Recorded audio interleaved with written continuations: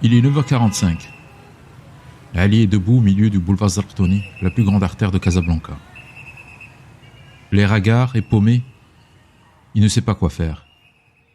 Il doit lever le bras pour appeler un taxi mais n'y arrive pas. Il ne sait pas où partir. Doit-il aller au cabinet de son ami avocat qu'il n'a pas vu depuis très longtemps ou devrait-il se diriger vers l'inspection du travail? Une chose est sûre, il n'a aucune envie de rentrer chez lui. Ali a 52 ans, marié et père de 3 enfants. Il est, ou plutôt était, directeur des opérations d'une holding de PME nationale. Ali vient de se faire licencier.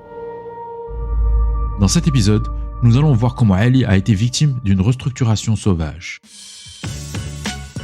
Je suis Adel Mourtali et vous écoutez les chroniques de Moul Shkara. Cet épisode vous est présenté par ERMHub.com, solution pour vous aider à réussir la transformation digitale de votre organisation post-Covid-19. Grâce à un seul outil pour tous vos flux de travail, centralisez l'ensemble des données et transactions de votre organisation. Visitez ERMHub.com pour découvrir comment prendre le destin de vos processus en main et entamer aujourd'hui votre transformation digitale.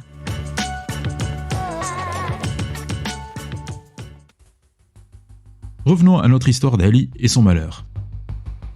Il a été viré. Il s'est fait escorter manu militari vers la sortie ce matin par les mêmes agents de sécurité dont il était le boss une demi-heure plus tôt. Il se retrouve là, sur la chaussée de ce grand boulevard, le visage livide. Il se pose 1000 questions. Comment va-t-il l'annoncer à sa femme? Comment va-t-il s'en sortir avec son train de vie? Comment va-t-il faire pour rebondir vite? Il pense un instant à appeler son frère pour passer le récupérer. Mais se rappelle à quel point son frère était contre qu'il travaille dans une grande entreprise familiale. Il l'avait prévenu qu'il aurait dû chercher un poste dans une multinationale plus tôt. Ne voulant pas se faire sermonner pendant le trajet, il décide de ne pas l'appeler. Ali avait une carrière toute tracée. Il y a 2 ans, et après avoir passé 15 ans de bons et loyaux services dans un autre groupe important de la place, une opportunité s'est présentée. Rejoindre cette entreprise à l'avenir prometteur. À l'époque, il avait justifié à sa famille et ses proches le choix de ce poste par le fait que c'était un grand challenge professionnel pour lui. Mais en réalité, c'est le gros salaire qui l'a motivé à faire le pas et changer de navire. Ce fut une grande promotion pour lui. Il avait tout, le titre, le pouvoir de la fonction, le statut social, le salaire. Et l'Audi A4 dont les clés viennent d'être confisquées avant sa mise à la porte. Cette fin tragique, il ne la voyait pas vraiment venir, malgré tous les signes. Lui, que ses collègues décrivent comme étant bosseur sympa et intègre, ne se voyait pas dans cette situation. Il pensait même être devenu indispensable dans l'organisation. Car d'après ses propres dires, il faisait absolument tout dans cette boîte. Alors, comment peut-on virer quelqu'un qui fait tout? Ali était parmi les premiers à venir au travail le matin, et le dernier à quitter. Oui, c'était un bosseur. Il jonglait entre les différents dossiers et avait une bonne maîtrise des enjeux.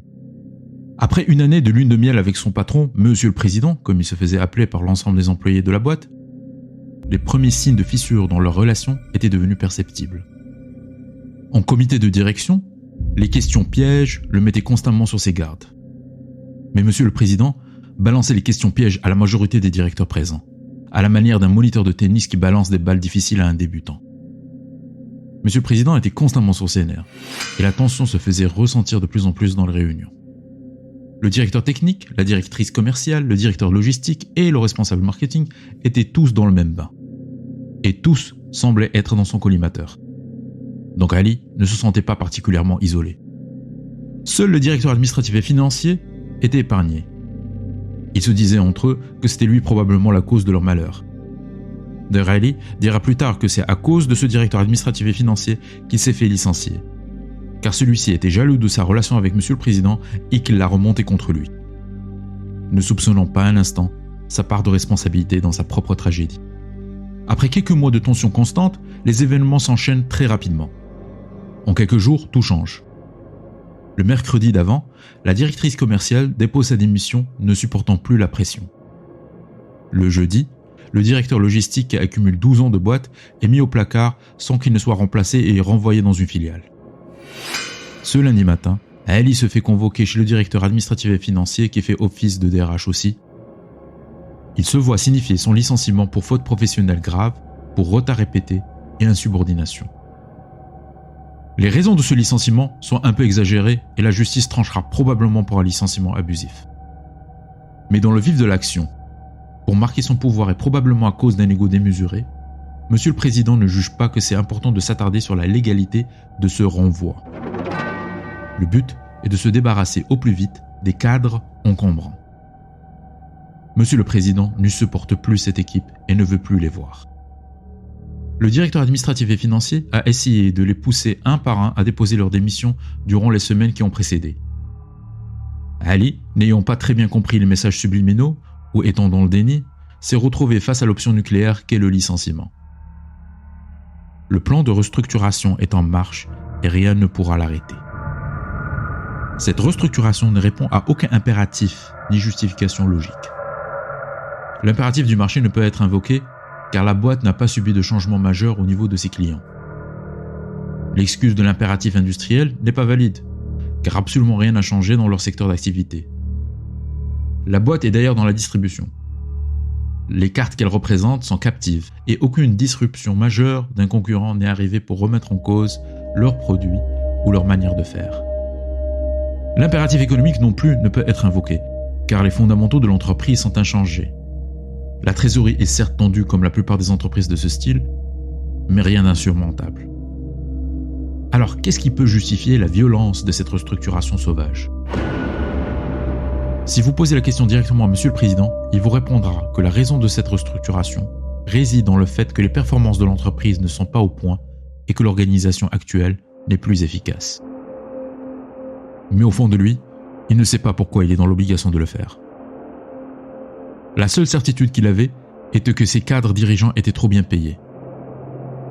Probablement aidé à cette conclusion par les arguments avancés par son directeur administratif et financier.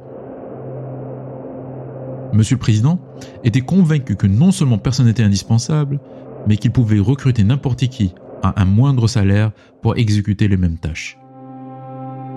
Au moment où il a eu cette révélation, il s'est convaincu que l'ensemble de ses cadres dirigeants sont devenus immédiatement incompétents. Pour lui, la solution est de tourner la page et de recommencer avec une nouvelle organisation pour son entreprise. Mais cette entreprise n'en est pas une, c'est un business. Un business lucratif pour l'instant, mais avec un avenir incertain. Ce qui fait de cette organisation un business et non une entreprise est que son savoir-faire est tributaire d'une culture orale. Son avantage compétitif dépend de tiers, à savoir les marques internationales qu'elle représente. Et surtout, aucun système d'entreprise n'est établi. Un business qui a un marché qui dépend de l'attrait et de la notoriété de marques en dehors de son contrôle.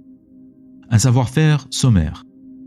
Et les règles, les politiques et les procédures que les personnes formées peuvent répéter au fur et à mesure que l'entreprise grandit ne sont consignées nulle part.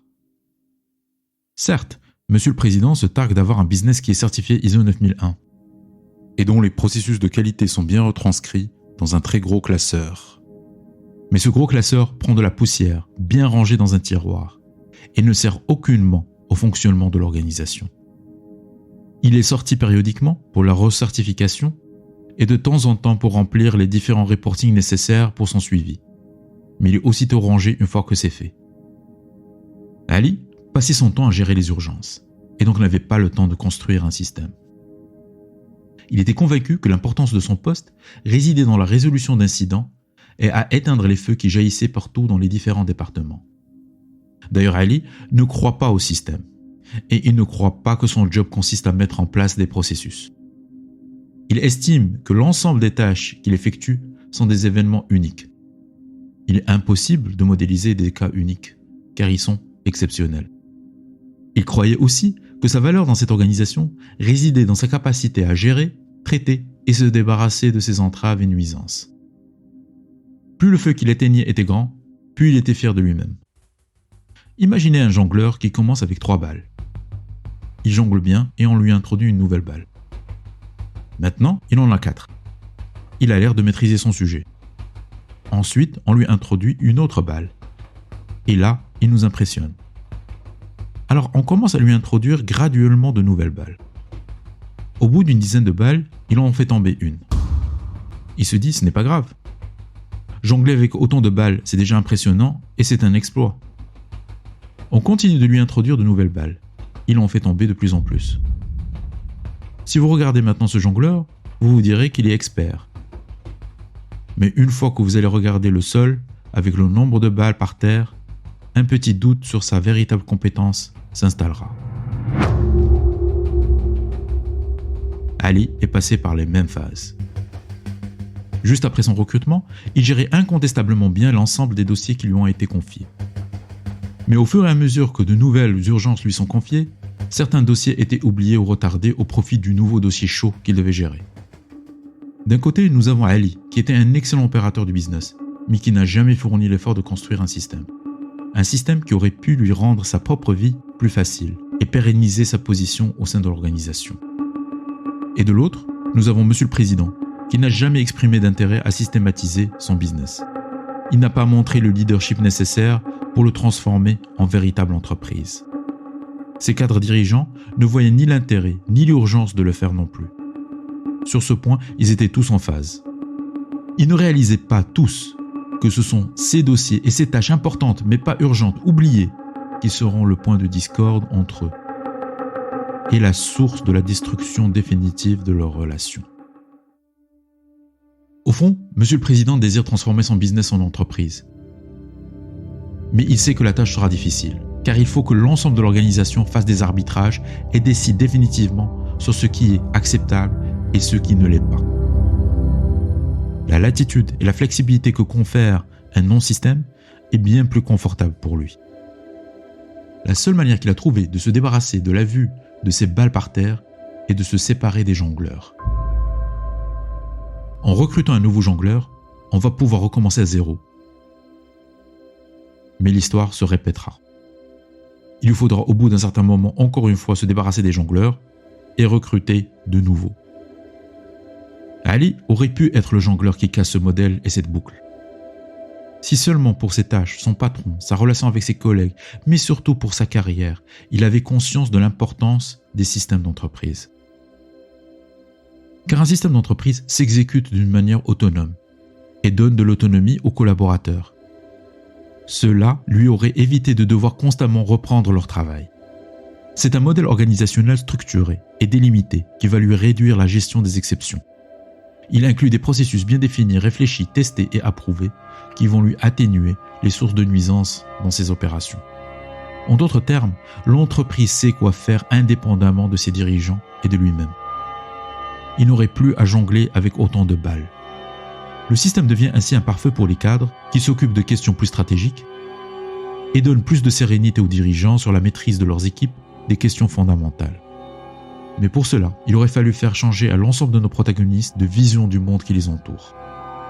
Qu'ils puissent distinguer ce qui est important de ce qui est urgent, mais surtout du bénéfice de la mise en place du système d'organisation à l'échelle individuelle.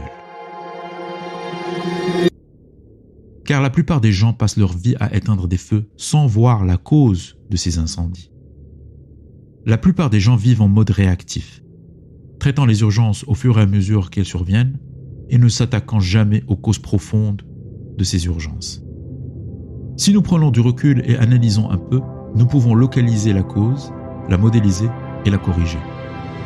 Cela est la première étape de la mise en place du système. Le livre du jour.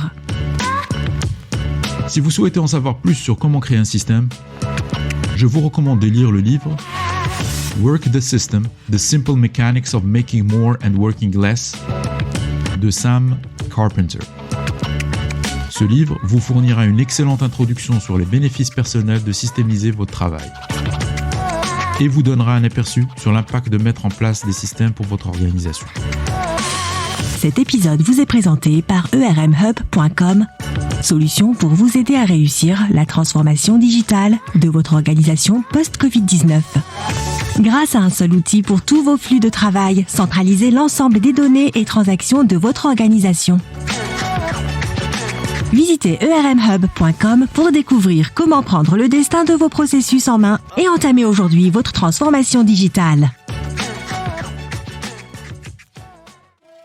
Après cette expérience douloureuse, Ali, qui a 52 ans, de grosses prétentions salariales et qui se retrouve au chômage, n'a pas eu beaucoup d'options. Il a trouvé finalement un arrangement à l'amiable avec son ancien employeur pour un package de départ une fois qu'ils ont tous retrouvé un peu leur bon sens. Mais après quelques mois de recherche et des dizaines d'entrevues avec des chasseurs de tête de Casablanca sans succès, il décide de se lancer dans l'entrepreneuriat. Il est devenu consultant en management à son propre compte.